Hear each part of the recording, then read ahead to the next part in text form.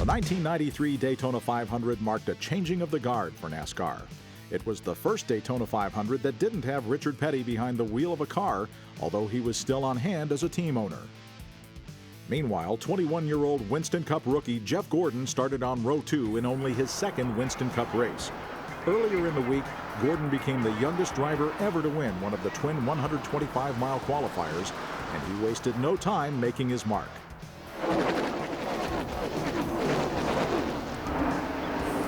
Three wide in the backstretch. 21-year-old Jeff Gordon down to the inside, going for the lead at turn 3. There's Bill Elliott right in behind him. Earlier in the week, they told Jeff Gordon to lay back and learn, but here he comes. And Kyle Petty didn't want any of that three-abreast racing. He's back there in three abreast, but he backed off going into that turn. Who's going to lead this first lap? Down the line, lap 1. Gordon from Pittsburgh, Indiana. The kid that blew him away on Thursday comes back and leads the first lap. During the opening laps of the race, when drivers are usually cautious on Daytona's tri-oval, the speeds were incredible.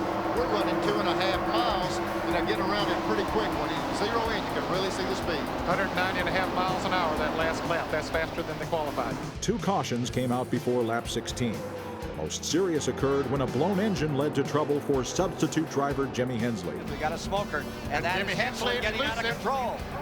The Jimmy Means car sucks the wall. Boy, what a tough break this crew has had down here. He lost a car in practice earlier in the week, then got involved in a crash not of his own making at the 125-mile qualifying race. It looked like the engine might have let go, or at least there was smoke as he went into the turn.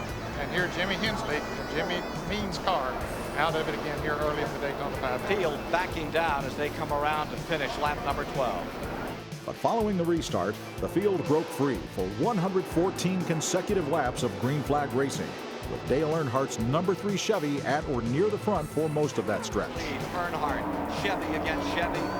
3 Chevys up in front. Last lap at 191.2. They're getting faster and faster. Slater was able to pull the line quicker than anybody so far. We'll have to see if Earnhardt can pick those numbers up.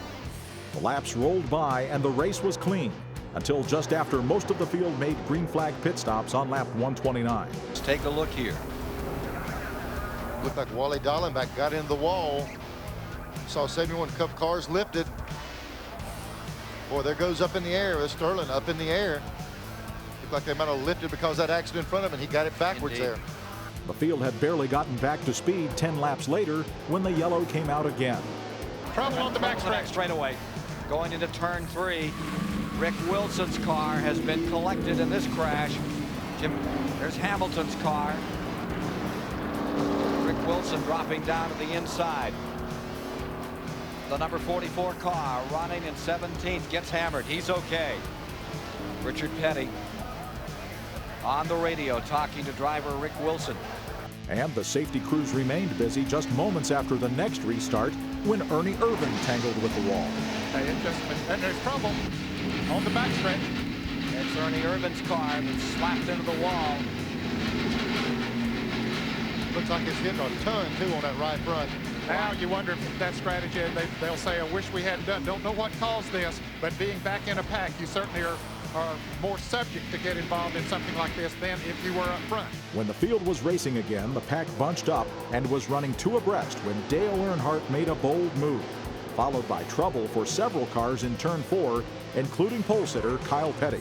As they come out through here, Brett Bodine, that Bobby Hill down the inside, there is trouble. Bobby Hill and Unser get together, sliding through the grass in the infield. Unser's car back on the track. He gets it back down again. Kyle Petty is going to stop and Kyle Petty gets collected.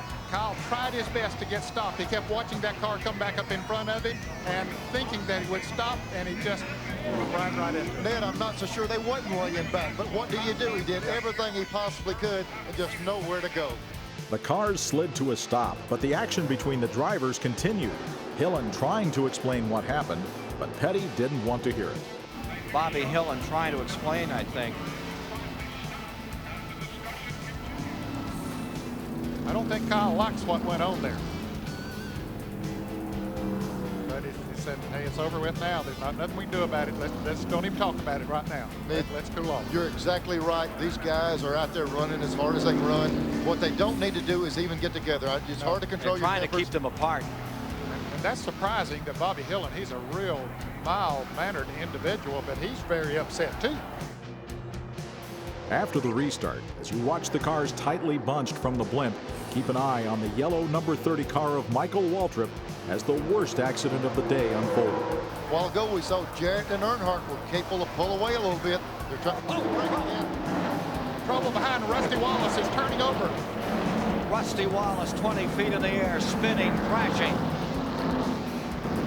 Well, I'll tell you, when they're running that close together, jockeying around position, you just know that things like this are going to happen.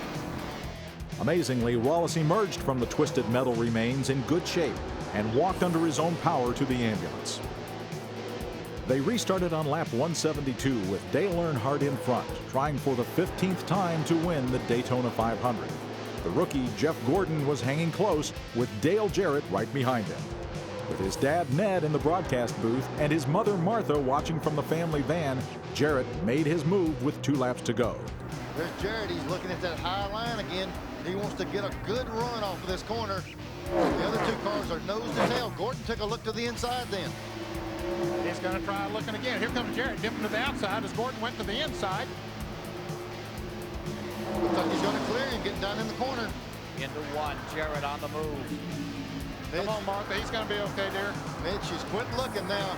Yeah. And as they approached the white flag, Jarrett went low to take the lead. The closer he can get the bumper to the back of Dale Earnhardt's car, the looser Dale will get. There he comes. It looks like he's driving up under him. Earnhardt's car got loose and slid up the racetrack. Dale Jarrett seeking in. They touch. They come back to the line. White flag. White flag and 1 lap to go. About halfway through the final lap, the announcer in the booth lost his objectivity and simply became a dad rooting for his son. Here he comes, Earnhardt. It's the Dale and Dale show as we come off of turn 4. You know who I'm pulling for. It's Dale Jarrett. Bring her to the inside, Dale. Don't let him get down there. He's going to make it. Dale Jarrett's going to win the Daytona 500. All right. Oh, look at Martha. Oh, dear. Oh, can you believe it? Way to go. Oh, Hey. man. Did you teach him to drive that race car? Oh, you think she'll get out of the van, or you going to go get her out, Ned? Oh, that poor girl, she needs help. Happy Valentine's Day, Mrs. Jarrett.